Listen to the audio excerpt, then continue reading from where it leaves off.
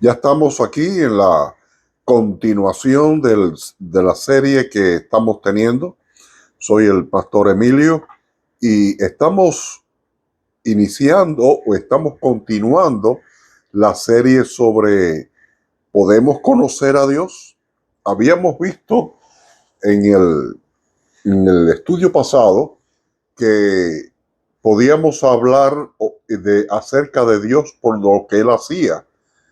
Podemos ver a Dios en la naturaleza y de ahí habíamos dicho que se llamaba la teología de la naturaleza. O sea, vemos que hay un Dios que todo lo hizo y cómo obró y que debe ser poderoso. Ahora, no podemos conocer a nadie si no es acerca de su carácter.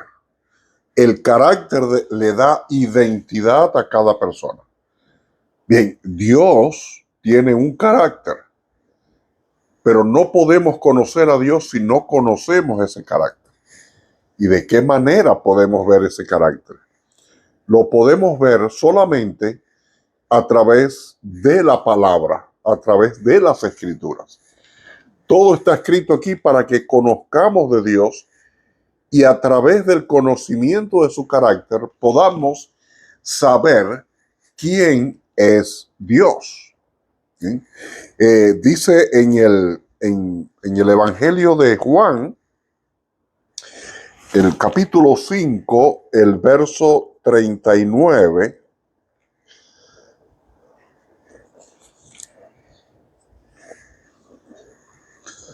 dice: escudriñad las escrituras, porque a vosotros os parece que en ellas tenéis la vida eterna, y ellas son las que dan testimonio de mí. Jesús está hablándole a los judíos, a las autoridades eclesiásticas, y les está diciendo: escudriñar las escrituras.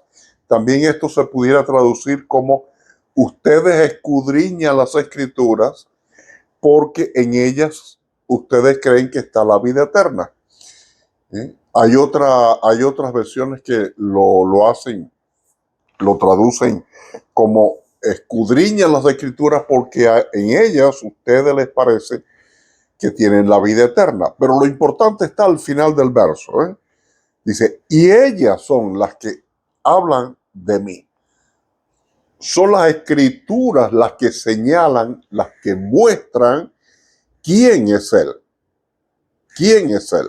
No solamente habla de Dios el Padre, sino acerca del Hijo, acerca de Jesucristo, cómo el plan de salvación fue a través de los tiempos y se fue desarrollando.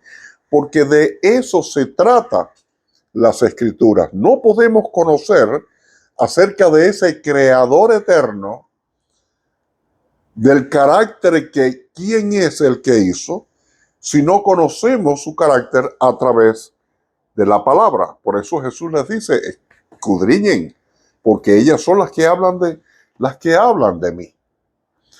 A veces los arqueólogos encuentran monumentos de piedras y se preguntan: ¿quién hizo todo esto? ¿De dónde salió? ¿Quiénes eran? ¿Cuál era el motivo de haber hecho todas estos monumentos antiguos de piedra?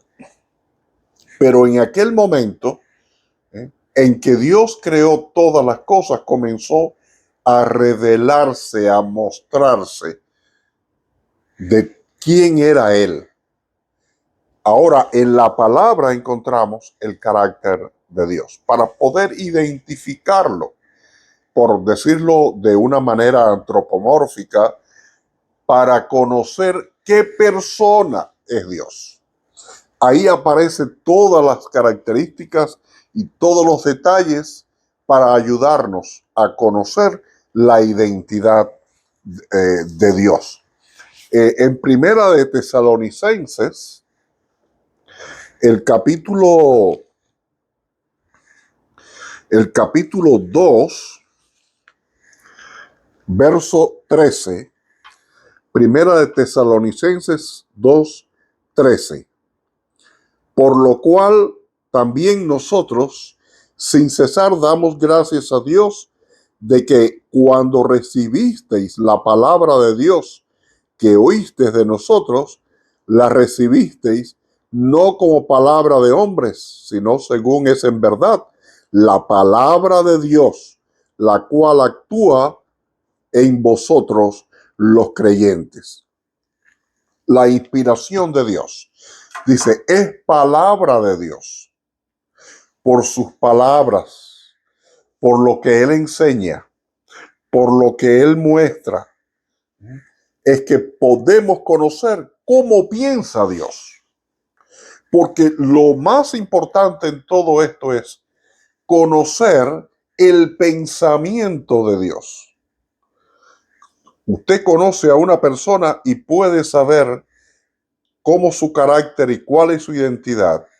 Cuando usted puede saber, conocer, identificar cómo piensa. Mientras no conozca cómo piensa en su intimidad, en sus sentimientos, usted no conoce bien a esa persona.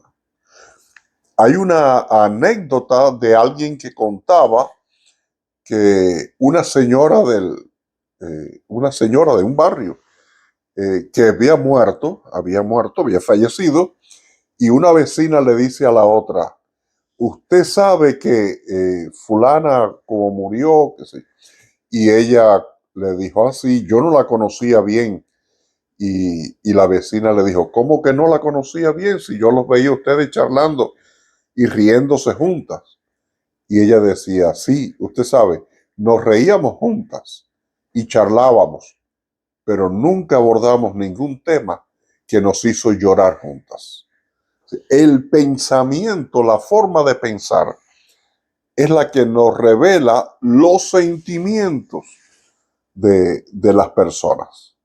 Así que a través de la palabra, que es palabra de Dios, lo que Él enseña y lo que Él quiere es lo que nos muestra realmente cuáles son los sentimientos de Dios, cuáles son aquellos sentimientos que impulsan su forma de pensar y lo que quiere.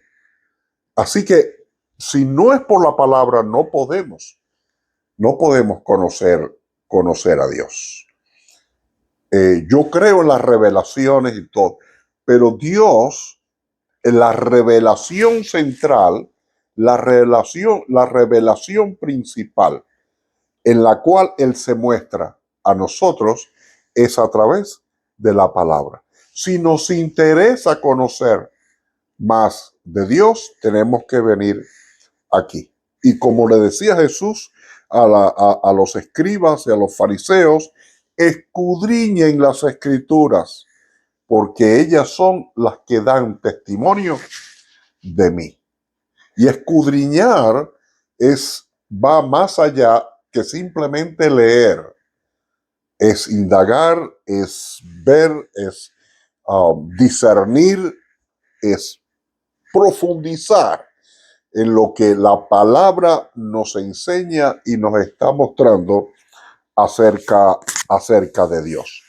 Por eso, en el Antiguo Testamento, cuando Él muestra sus mandamientos, sus ordenanzas, lo hace con el motivo o con el propósito de que el pueblo lo conociera quién era Él, cómo Él pensaba y qué era lo que quería. Ese era el motivo. No solamente era el hecho de que sí lo obedecieran, lo siguieran, pero que lo conocieran, ¿no? En Deuteronomio, capítulo 31, el verso 12.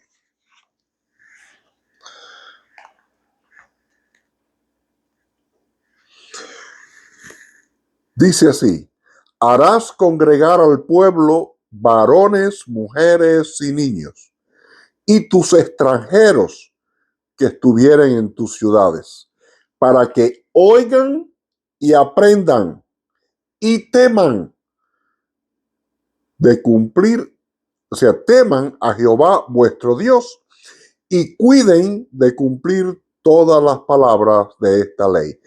¿Para qué era la enseñanza o cuál era la palabra de Dios? Dice que era que oigan, aprendan y teman a Jehová vuestro Dios. Porque ese era el propósito de aquellos mandamientos. Que no solamente le escucharan, sino que aprendieran y después lo pusieran por obra, que era lo que Dios quería. Entonces, no podemos aprender. Está muy bien los libros que se hacen de interpretación, de libros de inspiración, que nos ayudan a cierta modo a poder discernir o probar o comprender lo que es la palabra de Dios. Pero nada, absolutamente nada, sustituye el estudiar la palabra. De ahí la importancia del estudio bíblico, porque es ahí donde profundizamos, donde podemos profundizar en la palabra. Hubo un clérigo del siglo XVIII llamado Juan Wesley, y él le gustaba leer de todo. Leía mismo ciencia, los libros de ciencia de aquella época, los libros de ciencia, que de ética, que de religión, que la palabra. Y él decía, yo leo muchos libros, yo leo mucho. Es más, a él le habían puesto el sobrenombre de polilla de biblioteca. Pero él decía, pero soy el hombre de un solo libro. Por más que leía, lo más importante para él estaba aquí. Decía, yo soy el hombre de un solo libro. No es para que alguien tome de excusa esto, que no se lea nada más, solamente la palabra. Él lo leía todo. Sin embargo, él se consideraba el hombre de un solo libro. Y ahí la importancia, porque él entendía la importancia de tener el conocimiento de Dios a través de la palabra. Esa misma idea del Antiguo Testamento es el que se refleja y llega en el Nuevo Testamento. El Nuevo Testamento no es más que la continuación del Antiguo Testamento. Ahí mismo en el Evangelio de Juan, pero en el capítulo 20, Juan capítulo 20, el verso 31, dice, pero estas se han escrito para que creáis que Jesús es el Cristo, el Hijo de Dios, y para que creyendo tengáis vida eterna. Si estas palabras se escribieron, y está hablando del Evangelio de Juan, que se extiende a todo el Nuevo Testamento, dice, se escribieron. ¿Para qué? Para que podamos creer en que Jesús es el Cristo, el Hijo de Dios. Ese es el propósito de haber sido escrito. Miren, mis hermanos, durante siglos se fue redactando esta Biblia. Y sin embargo, a pesar de la separación de los escritores, la separación de tiempo, usted puede marcar un hilo conductor desde el Génesis que culmina en Apocalipsis. Culmina en el Apocalipsis.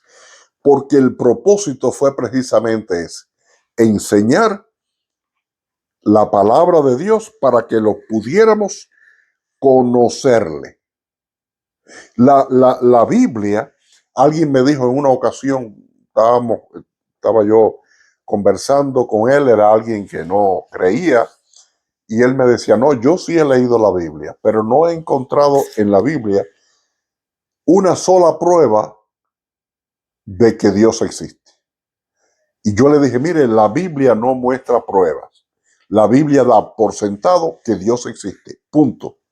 Ahí termina la discusión, porque ella me presenta a Dios. El propósito de la Biblia es que yo conozca a Dios. No discutir conmigo de si existe o no. Dice en el libro de Hebreos que quien se acerca a Dios debe creer que existe y que Él premia a aquellos que le siguen.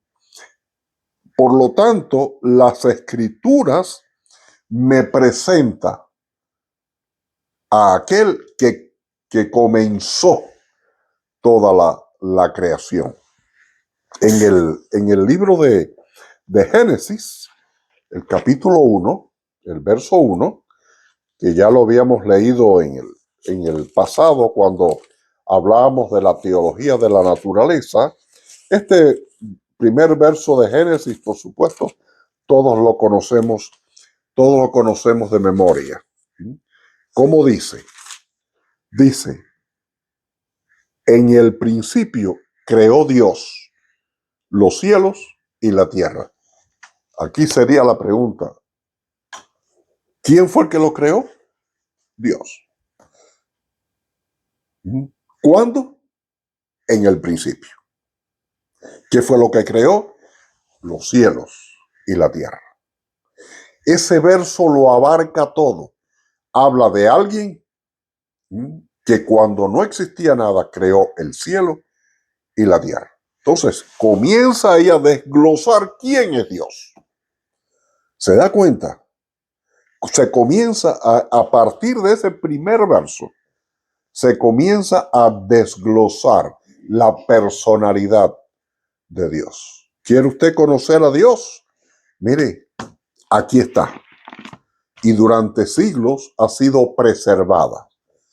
En medio de catástrofes, de desastres, de persecuciones, ha sido preservada. Dios la ha preservado para usted, para que pueda realmente conocer el carácter de Dios. Pueda conocer a aquel que desde el principio lo muestra como aquel que lo creó todo. Hay un principio, hubo un principio, y en ese principio fue iniciado por alguien. ¿Quién fue? Venga la palabra. Allí va a encontrar quién es. Va a encontrar su carácter, su personalidad, su identidad, sus pensamientos y sus sentimientos, para que usted tenga una imagen global de quién es Dios. Hasta aquí esta otra parte acerca de cómo podemos conocer a Dios. Y la parte más práctica de esto es a través de la palabra. Usted ve sus acciones, su obra de sus manos, todo lo hizo perfecto, pero su carácter y su personalidad está aquí, en la Biblia. Así que le invito siempre a tener su Biblia a mano en los estudios y escudriñar junto conmigo acerca de cómo las Escrituras revelan al Dios creador. Dios les bendiga. Recuerde darle like al video, comente, ponga sus pensamientos, pregunte, si no sabe comentar, pregunte a alguien que sepa, mire, ¿cómo puedo poner aquí mi forma de pensar? O cómo puedo, mis dudas, o cómo puedo poner una pregunta o algo, un comentario. Y sobre todo comparta, es necesario que usted comparta con otros que quieren conocer a Dios y que no saben quién es Dios. Ahí les dejo este pequeño estudio y Dios le bendiga ricamente y sobre todo le instruya y edifique su vida con la palabra.